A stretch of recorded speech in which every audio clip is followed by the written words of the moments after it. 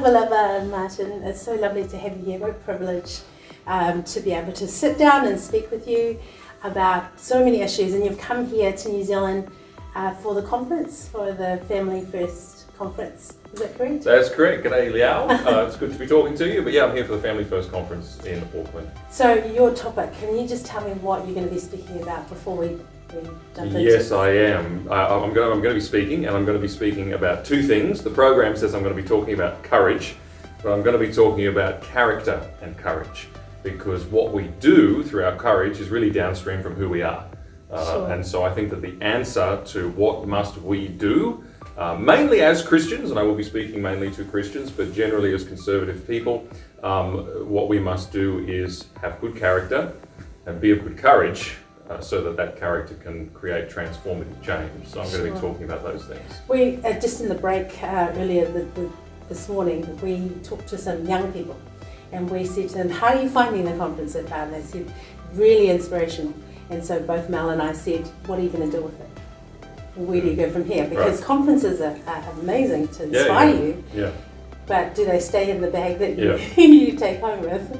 It's like a telegraph wire. The poles are the conferences, and you get this big high, and then you go away, and you say, "Yeah, that's exactly You've got it." to keep up the energy. Yeah. So, Martyn, tell us a little bit about yourself. Well, so I'm a managing director of the Australian Christian Lobby, which is a political lobby group. Well, actually, it's a grassroots movement of Christians in Australia that uses that grassroots people power to be influential in lobbying in politics. Sure. So we're, I guess you could say in some ways we're kind of para-church. We're not a church at all, but we offer a kind of service to the Christian world, which is that we are specialists in the public squares, in the political world. Our motto is truth made public, and we seek to speak the truth and stand for the truth and defend it in the public squares. And for us that includes mainstream and alternative media, it includes the lobbying activities in parliaments, and also grassroots campaigns in communities around Australia. So that's my job at the moment. By background, I'm a lawyer. I've run a business, a couple of businesses, and I grew up in Brisbane, Australia, live in Canberra now, where the ACL is headquartered. So you came from a conservative family? Yes, you would say that. Yeah, I came from a Christian family with who believed in families, because I have 4 siblings, so 5 children. Dad's a doctor, and we grew up on an acreage in Brisbane. And I'd say, I received, people talk a lot about privilege these days. Yeah. And they say, privilege is all about the colour of your skin or your gender identification or whatever. I'm happy to admit that I'm privileged, but not on any of those grounds. Sure. The real privilege I've had is that I had a Christian, decent home of values that was instilled in me. I have a good father, a good mother, siblings that are also good people. And that kind of environment for a young person, there's absolutely nothing in all the world that can match it. And so God was good to me and blessed me with that. And you were able to thrive from that, being in a family. We have here in New Zealand a great percentage of fatherlessness that has been right through from possibly the 70s, 80s, where we've had legislation that allowed women to go on the domestic purposes benefit. So we've had a lot of this last maybe two generations that have had no fathers, so to come from a very stable place has given you a platform really to do what you're doing now. Oh yeah, and look, I think that surely for all of its problems, the West's biggest problem must be the complete disintegration of the family. Sure. And the many, many, many ways in which that has happened. Whether or not it is the fact that people just don't have to remain in families because you've got the big arm of the state ready to support you independently. Actually, that doesn't work out so well at a societal level over the long term, or whether it is the easy divorcing, the motherless and fatherless situation being opened up, the commodification of children through surrogacy and same-sex marriages and how they obtain kids that way. And it goes on and on and on. And I think if we fix the family, we would fix such a huge number of our social ills. But yeah, that is the ultimate privilege. And that was the place where I was formed in my beliefs, the things that I hold dear. And I was formed there more than I was at school. I was formed there more than I was by a television. That family had the biggest impact on my life, and that's the best start. And so now what made you decide to speak up? What made you decide, like, there's a lot of families throughout Australia and New Zealand that have good families, that have good grounding, but possibly don't have the courage or even the wherewithal to go, what I see is not good. What can I do? Well, it's weird, you know. I never imagined that I would do anything like what I'm doing at the moment. It was not part of the plan. Okay. So I did law. After I ran a small business for a while, I went to university, studied law. I was working in one of the big law firms back in Australia. You know, my only goal really was to become a rich barrister or partner in a law firm. You know, that's where I was headed. Sure. And you know, as a Christian, I believe that God intervened and just changed everything. My circumstances changed quite quickly and radically. An opportunity came out of nowhere, which was to go to the Australian Christian Lobby and work as the role then was Chief of Staff, which was the second in charge under the Managing Director. It was not something I'd ever imagined, dreamed of, thought of. It wasn't even something I necessarily ever wanted to do. Right. But by the prayers that I prayed and the providence of God, I actually came to it this way. It was that I came to the position where I realised and I believed that it was the right thing to do. Sure. And I think that if we do the right thing, then everything else will fall into place. So it wasn't actually at that time what I wanted necessarily. I didn't quite know what I wanted, but I thought this is the right thing to do. So I did that, and circumstance upon circumstance has obviously come upon me since then. We've moved and made the Human Rights Law Alliance, which is a religious freedom law firm. That's now going on with a new principal in a guy called John Steenhoff. I came back to be managing director at ACL. We've gone from strength to strength, tripled in supporter numbers, tripled in income, tripled in everything. And that's just through opportunities coming. Yeah. And me saying, well, what's the right thing to do? Doing the right thing, and one thing leading to the next. So, Martyn, I've seen a lot of your videos. I've gone through a few of them, and one of them, actually it wasn't a video, it was an article about you, where, can we just go into the pandemic and what's happened in the last 2.5 years? And one of the articles spoke of you saying not to fear death. It became quite a big article, because that's what we're afraid of ultimately. Sure. Is death. Yes. So that was quite a big statement to say at that time, because people were just like absolutely freaking out during the pandemic. So could you just talk a little bit about that and about what's happened in Australia in the last couple of years? Yes. Well, first of all, there's the Christian reason for saying that, which is that there is no fear in death. That's right. Because death has been conquered by Christ, and actually it's just a window into the next life and something indeed better. When God wills it, when God times it, to die is gain, as the Apostle Paul would say. So that was coming from that perspective. But also I was coming from another perspective, which was that when fear dominates your thinking in any circumstance, you will be irrational. You will do irrational things. And you will not keep your eye on what is wise and what is sensible. And you won't be able to weigh up the risks and the rewards. You won't be able to say, you know what, deaths will come. But actually, if we try and stomp out every single death, we will create something worse. Yes. You're not able to have that kind of rational wisdom, that balance in what you think and what you do. And so my warning about fear was that real problem, that if fear is what's going to dominate the policy making, if fear is what's going to dominate the people who are the recipients of the policy making, we're all going to go the wrong way real quick. Sure. And we saw that. I believe absolutely we saw that. And I think that for the last 6 months, and indeed probably over the next couple of years, we're going to see so many things come to light that show that fear was the driver. Not only fear though, but where you have fear, you have power as a driver as well. Yes. Because we live in a time when so many of our leaders, so many of those who govern us, are really more interested in power than truth. They're more interested in their own destiny than the upholding of what is right. And when you get that kind of mindset amongst our leaders, which is so prevalent now, and it comes from the self-interested mindset and the selfishness of this age, when they get into leadership, that's what they're interested in. What do? Fear is an opportunity for power. And we saw that as well.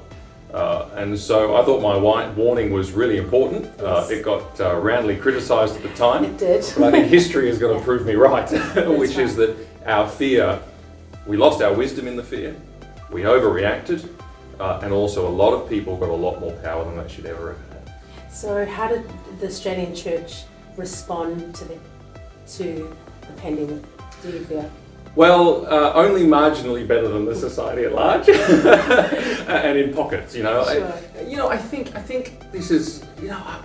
Part of me wants to be a bit sympathetic for this reason, because the world has, some changes happen.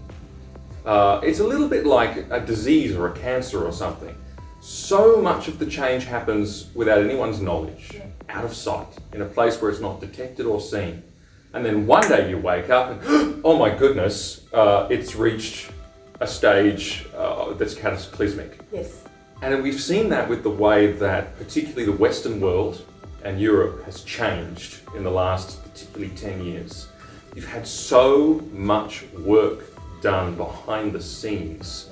A lot of this has been done through intergovernmental bodies, through the United Nations, the World Economic Forum, all those kinds of things. People haven't even been aware of these groups. They haven't even been aware of what's going on in these think tanks and gabfests that go on around the world, the kind of personalities and business leaders and activists that are involved there, just how connected they are. So much change has gone on in the background.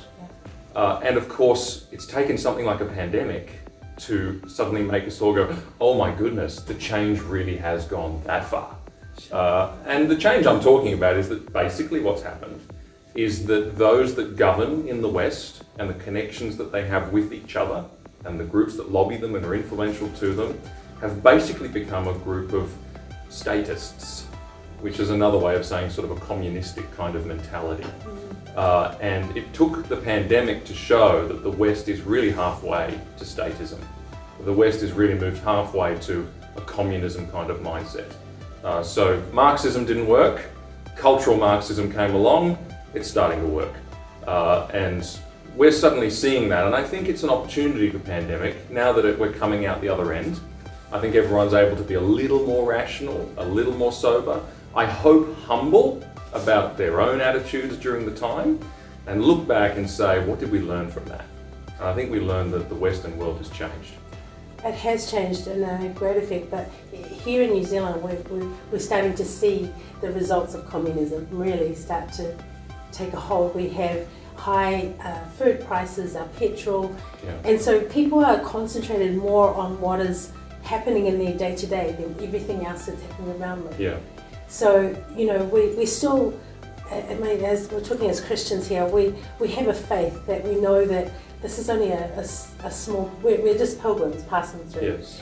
And that actually eternity is a very, very long time. Yes. So, do you feel that this has been really the battle for the souls of men? Yes, in a way I do. I mean, it is interesting that there is something very dark about the statist mentality. I call it. Okay. And whatever it is, it looks the same every time it pops up. I mean, you mentioned things like inflation. Then you can see the propagandist stuff. Then you can see the way the media works. Then you can see all these things, and you go, that's happened before. It looked just like this at this time in history, and it looked just like this at this time in history. But it was a different set of suit of clothes, like whether it was Soviet socialism, whether it was Nazism, whether it was all these other isms, or all these other statist structures that we've seen throughout history. They all kind of had the same flavour to them. Yes. And I just think it's because it's the same spiritual forces at play. And they're deceptive, they adapt themselves to a new environment, they influence the thinking of more powerful people, and it all starts again. And I think that force actually is there to crush liberty, to crush freedom, and ultimately to work against truth. It is the most anti-truth system that you could imagine, because it's all about power. Yes. And so the truth, if it gets in the way of power, it is suppressed. And you see this in story after story of history. It's the way the Chinese Communist Party works at the moment, for example. The truth, it must be suppressed. What for? To advance power. And so it's really quite an evil thing. Right. Well, it's not, it is just flat out evil.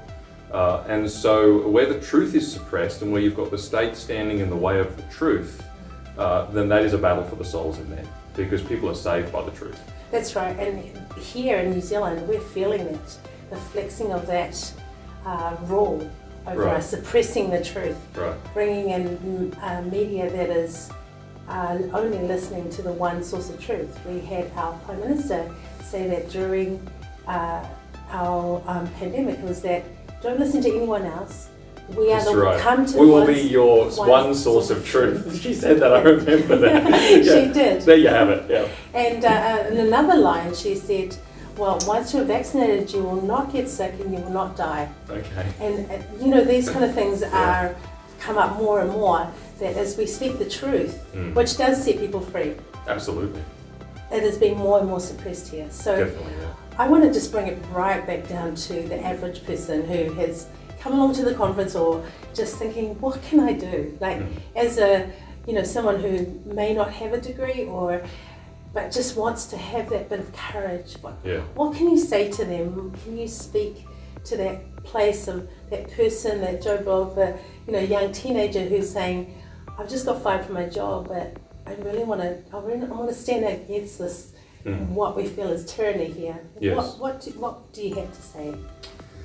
Yeah, what do I have to say in a nutshell? I'll boil it down as much as I can. Give them courage. Look, I will say this: you've got to rip the Band-Aid off, if I could use that metaphor. Everything seems scary before you do it, and courage is not the absence of fear, the feeling of fear. Courage is acting even though you feel fear, right? Right. And you've got to push through that barrier, and once you do, you will realise that actually you can do it. And it's that saying, speak the truth even if your voice shakes. And it actually will shake the first time. I can tell you from experience, the first time you feel like you need to stand up and say something in a context, you won't do it perfectly. No one starts perfect. And you might go home and rack your brain and think, man, I was an idiot, I said the wrong thing, that person got upset with me, and they were kind of right, But hey, next time you do it, you'll be better. And the next time you do it, and in a few years' time, you won't know yourself. And that's my encouragement to people, is that actually by exercising courage, you grow in courage, and it will ultimately become natural to you.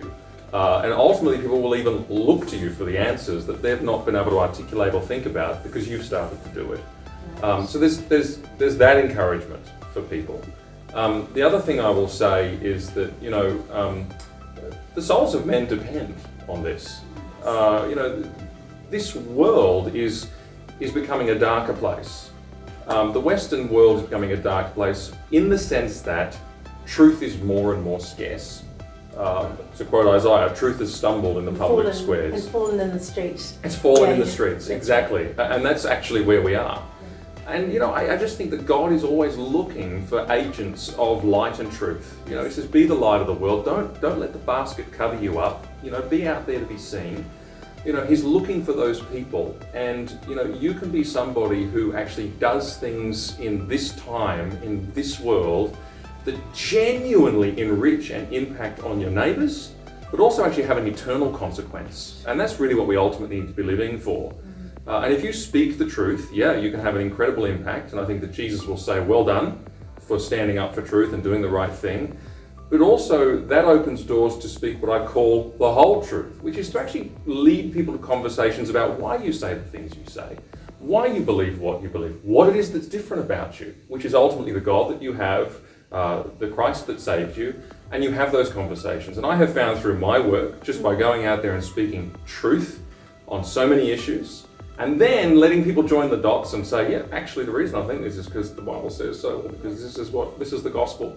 I have heard story after story after story. I've had people come up to me in the streets and say, you know what, I'm a Christian, and it was because I watched one of your videos, and then this happened, and then this happened, and the journey started. I just want to encourage people to say, you can have that impact.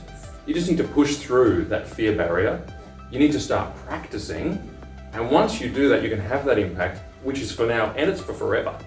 So that's my encouragement to people. That's amazing. And that's why you're going to be talking on courage and character. Correct. Because those two need to work hand in hand. 100%. So there's a lot of, this is a bit of a bugbear I have at the moment, which is that a lot of people talk about changing the world. A lot of people talk about, going out there and, getting involved. And I go, but hang on, if you're going to be the person who goes out and tries to change the world, there's a sense in which you're changing it in your image. Yeah. Because you're the agent, right? You're the person who's out there doing the work. It's coming from you. Yeah, we all try and serve God in what we do, and that helps us from our failings. But there's always going to be a sense in which it's coming from you. So you could be a bigger rat bag than you realise. and actually, we all are. You're right. Exactly. Yeah, you're and that's right. why Jesus says, be so careful about judging others, which we do in politics. Because he says, actually, often you've got this beam hanging out of your own eye and you're looking at the speck in other people's eyes. You're not self-critical, you're others-critical by nature. And so I say to people, spend plenty of time on the self-examination and enriching yourself and building your own character. And your identity, knowing who you are. Yeah, well, that's right, from who Christ is, right? That's and right. looking and modelling at what he is. Yeah. And the disciplines of adopting that into your own life. It's hard work, right? All of us who focus on it, it's hard work. But if we're not doing that, then the change we make is going to be compromised. That's right. And everything we do is downstream from who we are. And God always used character as the qualification for his leaders. He said to Jesse, he said to Samuel, man looks on the outward appearance, God looks on the heart, right? When Samuel was looking for a king. And there was the big tall Saul. I've got to be careful. All the tall people in the Bible are the bad guys. Wait, aren't you tall? Yeah, exactly. The tall people in the Bible are always bad guys. Goliath. Oh no, it's not. Exactly. You've got Saul, you've got Goliath, you've got the Nephilim, you've got. It just never ends. But anyway, but David, God said, look at the heart, and David was the choice, of course. And so we've got to just bear that in mind and take it seriously. And I say that in the context as well of so many leaders in the Christian world recently of having fallen from grace because of character issues. And so I think we need to start talking about that again, to say, qualify your character as much as you're out there trying to make change. That's amazing. I want to thank you so much for the time we've been spent.